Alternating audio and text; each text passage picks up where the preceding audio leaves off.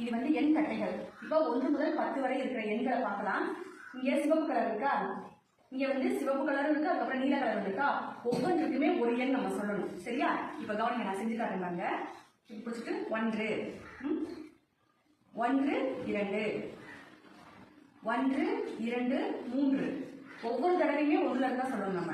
1 2 3 4 1 2 3 4 5 1 2 3 4 5 6 1 2 3 4 5 6 7 1 2 3 4 5 6 7 8 1 2 3 4 5 6 7 8 9 1 2 3 4 5 6 7 8 9 10.